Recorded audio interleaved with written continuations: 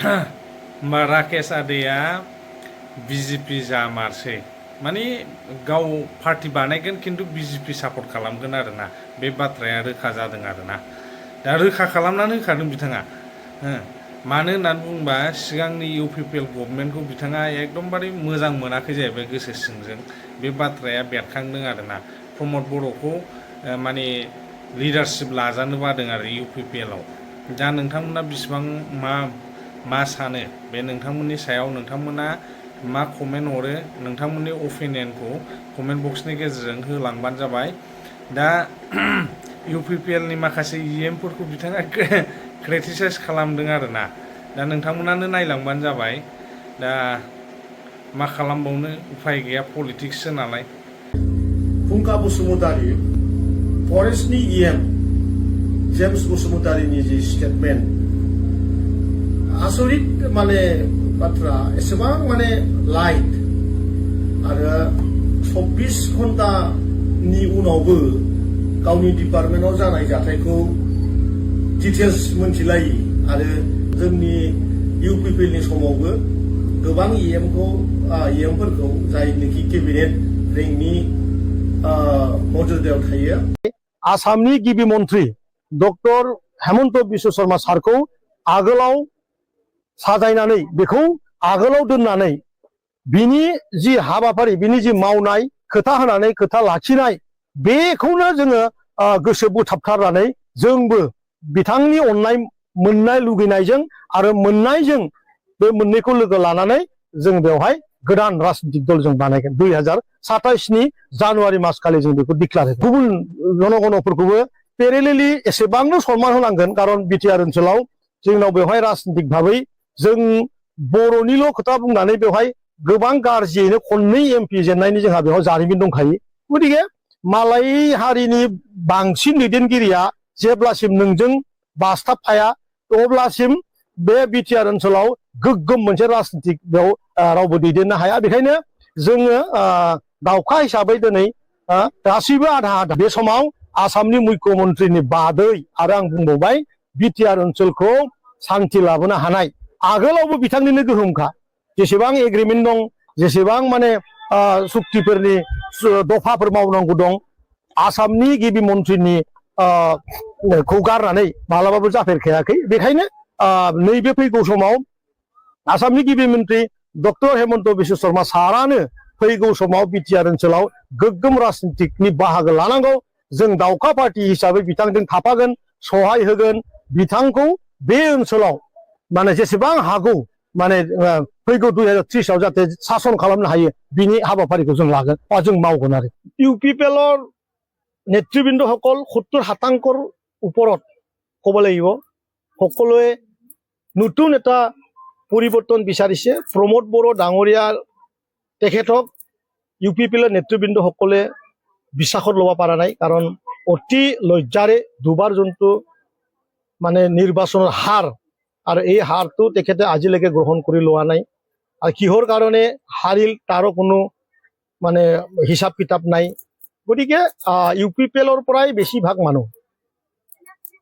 আমাৰ দলৰ লগত বা দাউখাৰ লগত মোৰ লগত যোগাযোগত আছে নতুনত্ব কাহিনী লিখাৰ কাৰণে সবে সাজু হৈছে মই অলপ আগতে কৈছো বিজেপি অতি মোৰ অন্তৰত থকা এটা দল খুব মৰমৰ দল মই দ্ৰোণাচাৰ্য যেনেকুৱা আৰু একালব্যৰ যোনটো মহাভাৰতৰ এটা ৰহস্য আছে এৰে এটা মই ৰাকেশে দাউখাই পাৰ্ট হৈ হিচাপ বিটিআৰৰ এই 5টা ডিষ্ট্ৰিক্টত মই ৰাজনীতি কৰিব খোজো সমাজক সেৱা কৰিব খোজো তাৰ কাৰণে অসমৰ মুখ্যমন্ত্ৰী ডাঙৰীয়াৰ লগত থাকিয়েই আমি আমাৰ যোনটো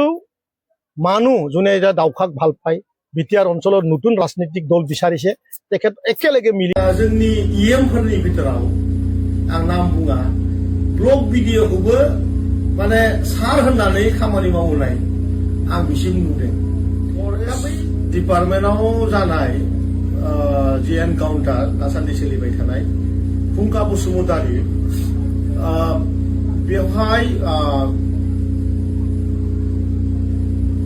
फरेस्टनि इएम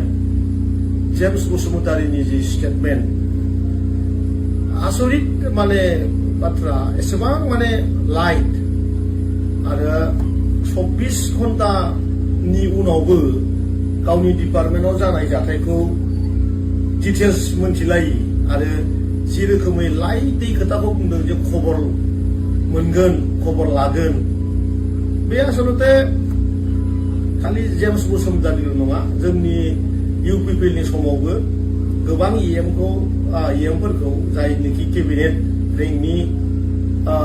मर्यादायाव थायो रायजोआ एथ' बुरजा भट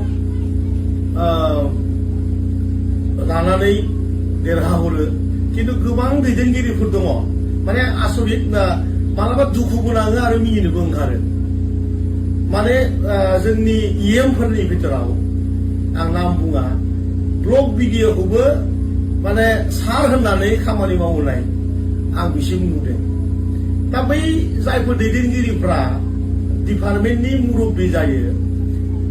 एथ' बुरजा भट लानानै देरहायो जेरैखि जाया देरहायो फैसा खरस खालामनानैबो देरहायो आरो रायजोजों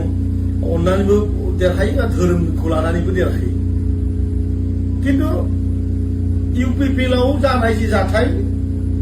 फरेस्ट गार्डआ रेन्जारनि थिननायाव सासे सेंग्राखौ गावथारदों आरो दाबो फुंखा बसुमतारिखौ सोरबा सासे रेन्जारनि थिननायाव दा दिनै सोरबा सासे फरेस्ट गार्डआ खाथिनिफ्राय खर'आव होथाबनानै गावथारदों होननानै जों खोनादों दा बेयाव जोबोद माने दुखुनांथाव बाथ्राया बेनो जे दासिमहालागै रेन्जार बायदि साधारन माने पस्टनि मानसिखौ मोनसे सरकार एडमिनिस्ट्रेसनाव थानानै सासे केबिनेट रेंकनि माने दायित्व थानाय मानसिफ्रा दाहालागै माने सासपेन्ड खालामनो हायाखै आरो जाय गावग्रा जायफ्रा टीम दंमोन जायफ्रा बेखौ खामानिखौ मावदों जाय माने फरेस्ट गार्डफ्रा बिसोरखौ दाहालागै साख्रिनिफ्राय टार्मिनेट बा सासपेनसन बा जियानो दि पानिशेबल जिखिनि जानांगौ दासिमबो खिन्थु रायजो राजाया नुनो मोनाखै आं माने बे खोथाखौ मालाबा लाजियो आरो दुखुबो नाङो माने मा धरननि माने लिडारफ्रा माने बिटिसिखौ सालायगोन मा साननानै डिपार्टमेन्टफोरजों थायो आं बुजिया आरो आंनि समाव आं जि डिपार्टमेन्टखौ सालाया माथों आं बिराद माने खरायै बिराद माने एग्रेसिभै डमिनेट खालामनानै आं जेरै लुगैदों ओरै आं खिन्थु सासनखौ खालामबोनो लुगैदोंमोन आरो आं दाबो गासैबो इएमफोरखौ खावलायदों माने एसे गोरा बिराद स्ट्रं जानांगौ माने डिपार्टमेन्टनि मानसिफ्रा गोबां माने सालु आयेन कानुना जोबोद गोलाव बेखायनो हागौब्ला बायदिसिना राहा लानानैबाबो जिहेतु कालपिटखौ मिथिखागौ फरेस्ट रेन्जारनि इनभल्भमेन्टआव फरेस्ट गार्डफ्रा बे खामानिखौ मावदों गतिके पानिशमेन्टखौ दाहालागै एथ' गोबाव दोननो नाङामोन आं सानो आरो गोजोन्थों दावखाया बिटिसिनि जि रायजोफोर दङ बिसोरो राकेशखौ दावखा होननानै सिनायो आरो हारसाफ्रासो काउरि होनो अखमिया काउरि बुलि कय आरो बर' दावखा आरो इटु माने बेयो माने माबायासो बिटिसिनि रायजो राजायासो होनाय नाम दा जिहेतु आं इउपिपिएलबो नंला आं बिपिएफबो नंला बा आं गुबुन पार्टियावबो जइन खालामाखै आरो फैगौ समाव जिहेतु जोङो बे ओनसोलखौ पलिटिकेलि इनभल्भमेन्ट थागोन आरो पलिटिकेलि इनभल्भमेन्ट जानानै रायजोखौ सेवा खालामनो नागिरगोन ओंखायनो जोंनोबो मोनसे टिम नांगौ आरो बेखौ जिहेतु आं रानिं एमसिएलए बेखायनो जोङो बेखौहाय मोनसे पार्टी हिसाबै माने दावखा पार्टी आरो काउरि आमियो काउरि होननानै जोङो मोनसे पार्टी बानायदों आरो दा जों मसलपुराव बेखिनि जोंहा कर कमिटि दङ जोंहा जिआरएम दङ जोंहा भिसिएम दङ जोङो 1000निबो गोजौआव जोंनि वार्कार्सफ्रा दिनै एक्टिभलि रायजोखौ सार्भिस होनो फैगौ 2030आव पलिटिकेलि जों बेयाव एक्सारसाइसखौ खालाम